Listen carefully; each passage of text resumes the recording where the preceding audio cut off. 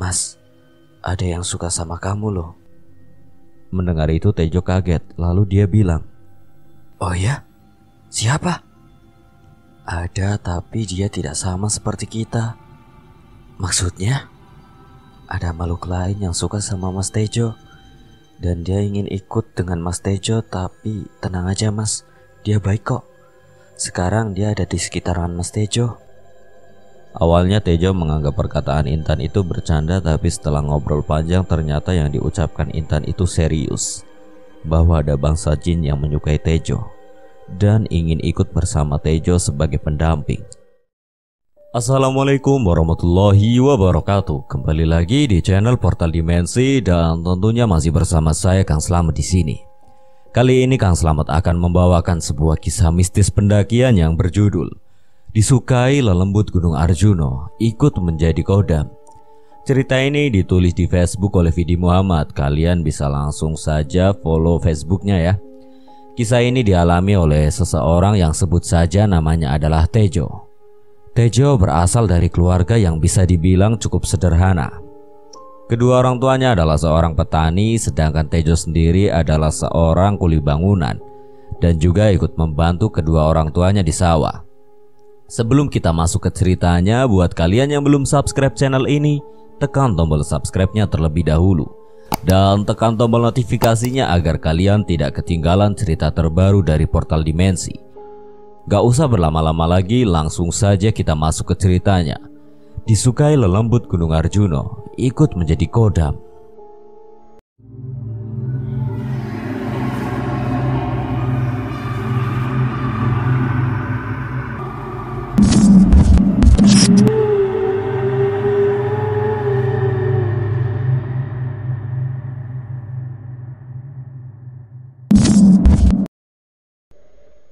Pada suatu hari, tepatnya setelah Tejo selesai dengan aktivitasnya sebagai kuli bangunan, dia mendapat telepon dari temannya yang bernama Nurul, cowok, dan mengajak Tejo pergi mendaki ke Gunung Arjuno untuk mengantarkan beberapa orang katanya. Bertepatan karena proyek pembangunan yang dikerjakan Tejo ini sudah selesai, dia menerima ajakan si Nurul itu. Hitung-hitung buat refreshing juga. Setelah cukup lama ngobrol melalui telepon, beberapa hari kemudian tibalah hari di mana dia akan pergi mendaki ke Gunung Arjuno. Tejo yang sudah siap dengan perbekalan yang akan dibawanya pergi ke rumah Nurul yang di sana sudah banyak teman-teman lainnya yang juga akan ikut mendaki. Sesampai di rumah Nurul, dia menyapa semua orang yang ada di situ untuk perkenalan biar lebih akrab.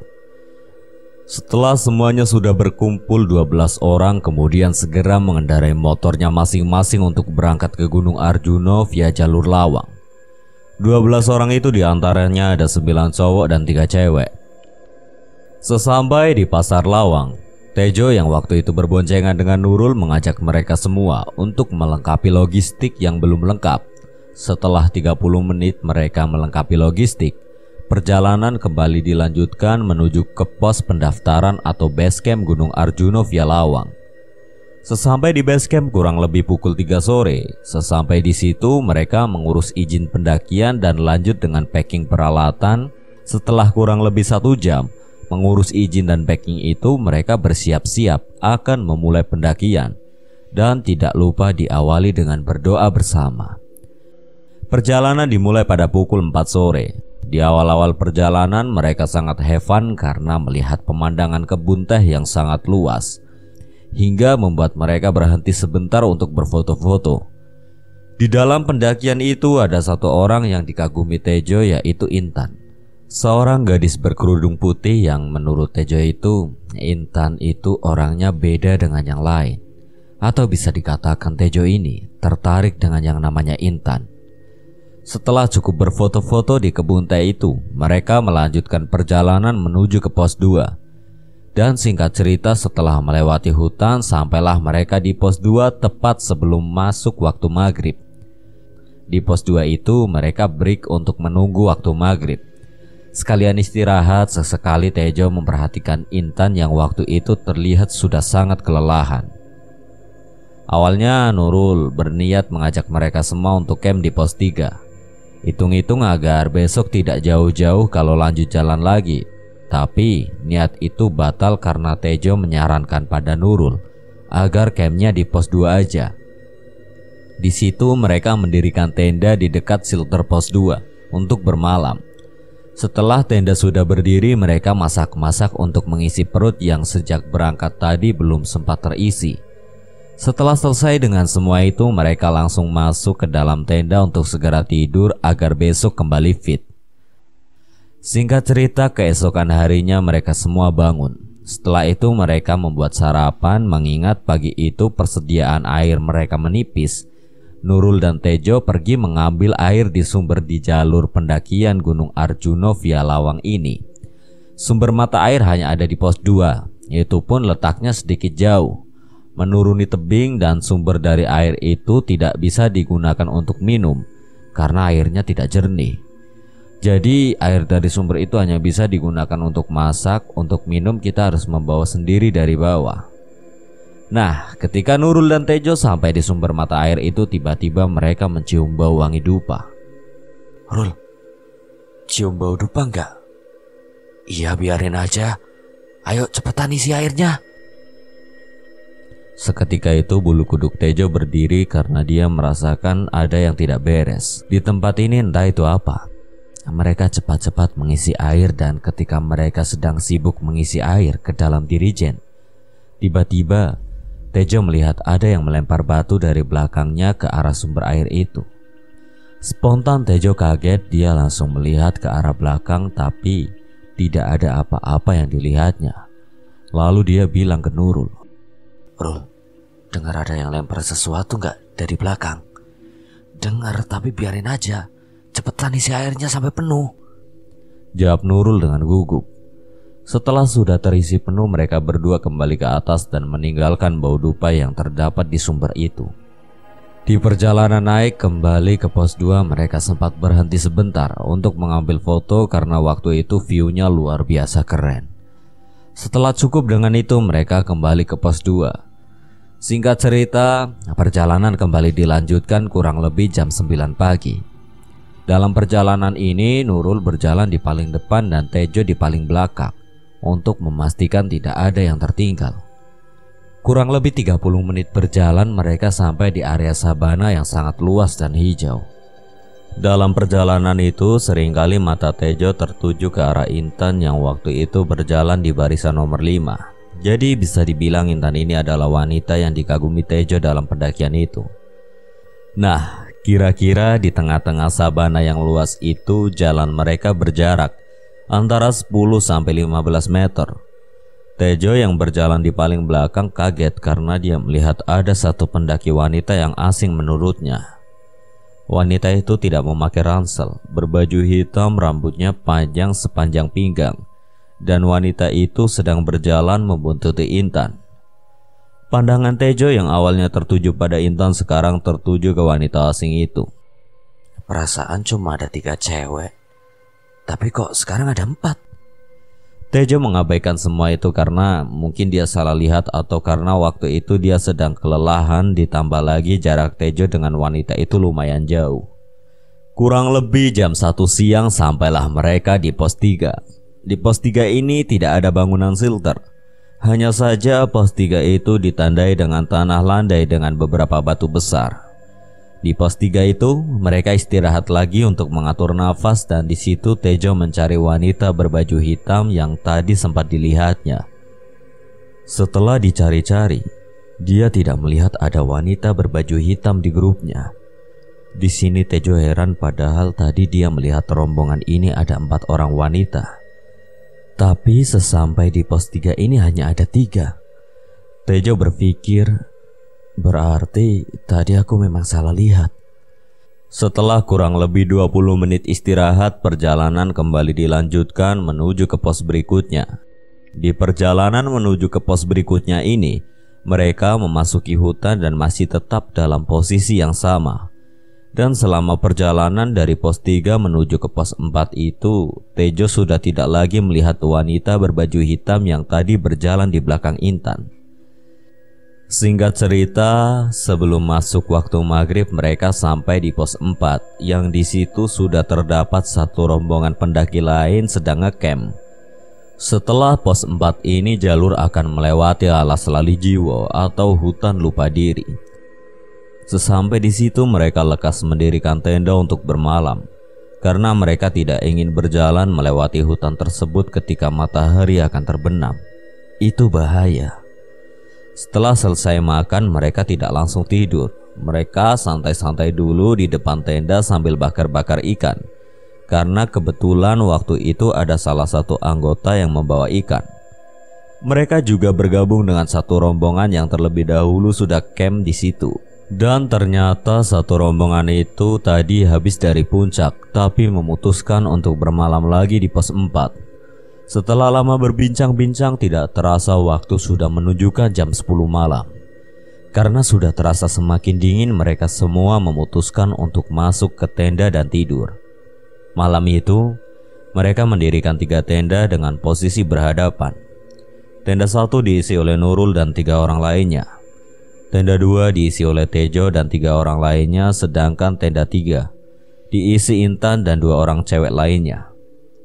Ketika sedang tidur nyenyak, entah jam berapa Tejo terbangun karena dia merasa terusik oleh suara yang bersumber dari luar tenda. Suara itu seperti orang yang sedang beraktivitas di luar tenda.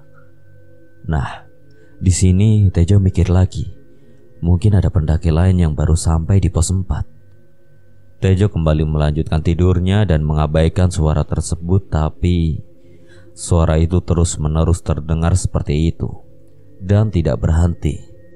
Karena penasaran, Tejo duduk dari tidurnya untuk melihat siapa yang ada di luar tenda itu. Dia membuka sedikit resleting tendanya dan ternyata di luar tenda itu Tejo melihat Intan sedang menari dengan lincah. Sekilas Tejo tahu dengan tarian itu. Itu adalah tarian khas Jawa Timur, yaitu tari remu. Melihat semua itu, Tejo hanya tercengang melihatnya. Dia mikir, itu si Intan ngapain malam-malam ngeremo? Apa dia kesurupan? Kira-kira 3 menit lamanya Tejo melihat Intan yang terus-menerus menari seperti itu.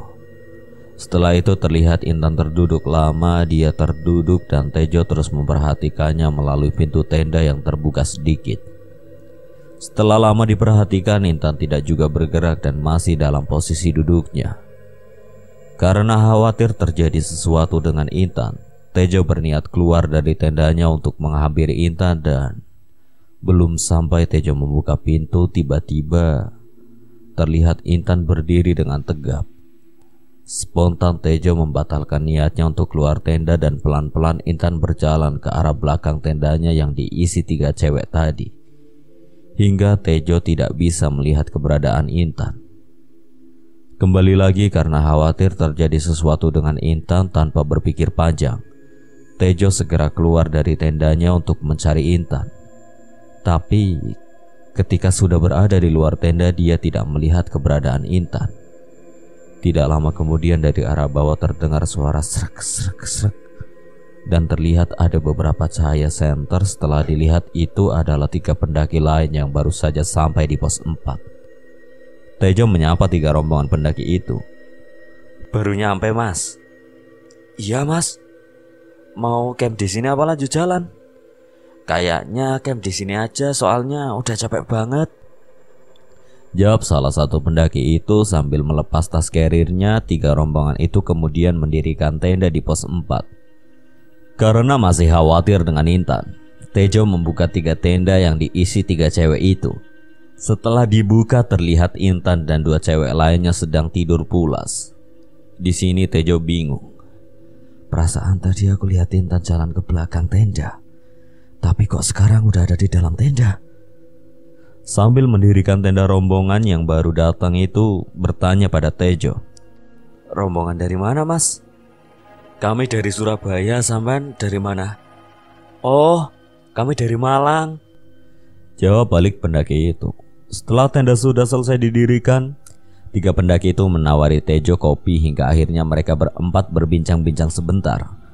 Karena udara semakin dingin dan 3 pendaki itu juga akan istirahat, Mereka masuk ke dalam tendanya masing-masing.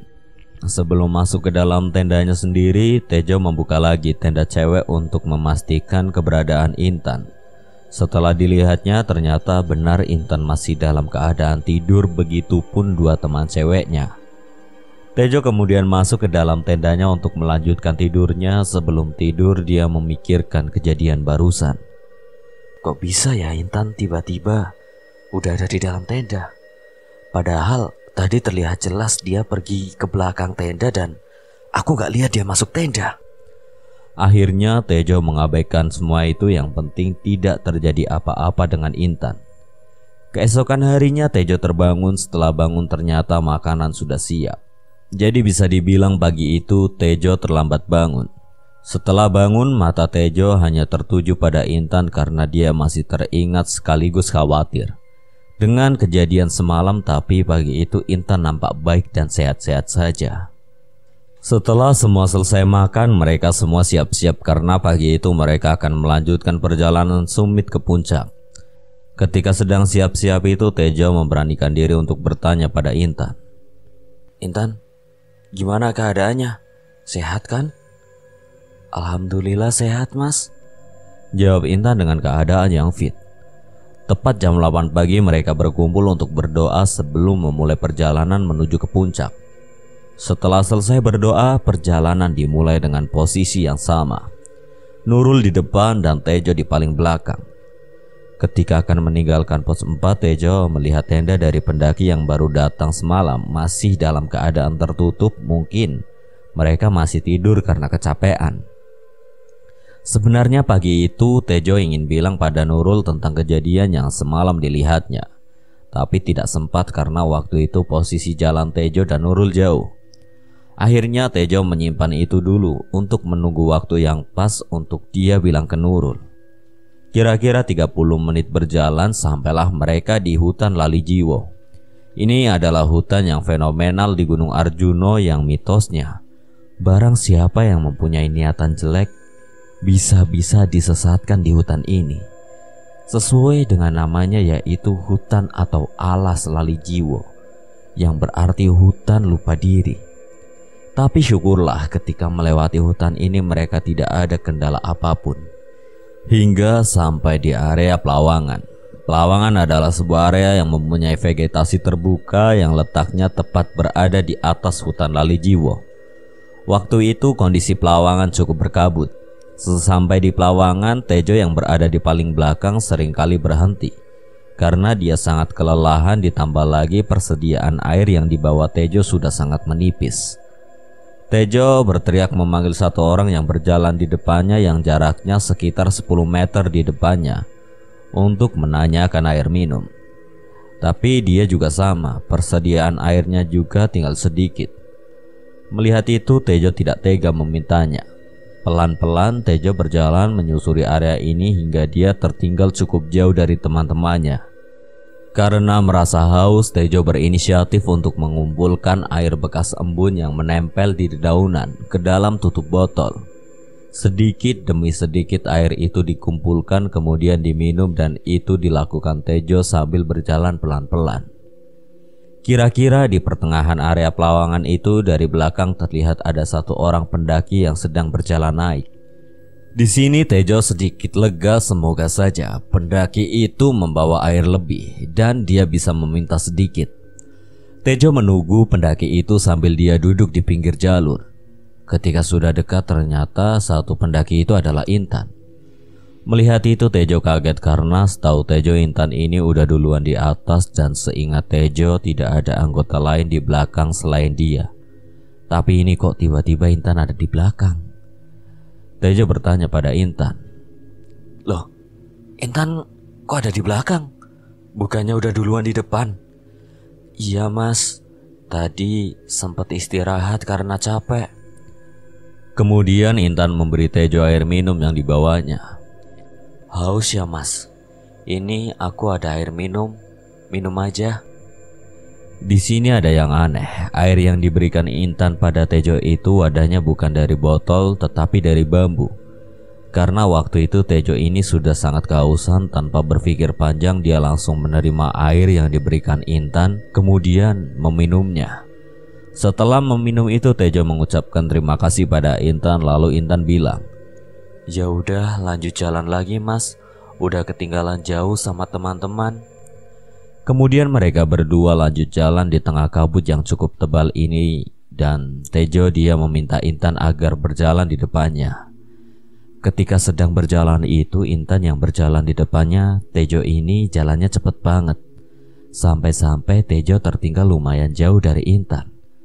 Sebenarnya Tejo ingin teriak ke Intan untuk menunggunya, tapi karena gengsi Tejo membiarkannya. Karena saking cepatnya Intan jalan, Tejo tertinggal jauh hingga Intan ini tidak terlihat lagi. Dalam hati Tejo bilang, "Gila, ini si Intan cepet banget jalannya. Kayak gak ada rasa capek sama sekali." Singkat cerita, sampailah Tejo di puncak Gunung Arjuno yang masih dalam kondisi berkabut. Sesampai di puncak itu dia bertemu dengan rombongannya yang sudah sampai terlebih dahulu dan sedang membuat kopi. Tejo juga melihat Intan sudah berada di puncak. Sesampai Tejo di puncak, Nurul bilang, "Gila, lama banget bro, ngapain aja di jalan?" "Iya, aku kehabisan air tadi," jawab Tejo yang sangat kelelahan. Tejo pun bergabung dengan mereka untuk minum kopi. Setelah puas minum kopi, mereka berfoto-foto di puncak meskipun waktu itu keadaan puncak sangat berkabut. Setelah cukup dengan semua itu, sekitar jam 12 siang mereka kembali turun meninggalkan puncak. Di perjalanan turun, Tejo masih di posisi paling belakang.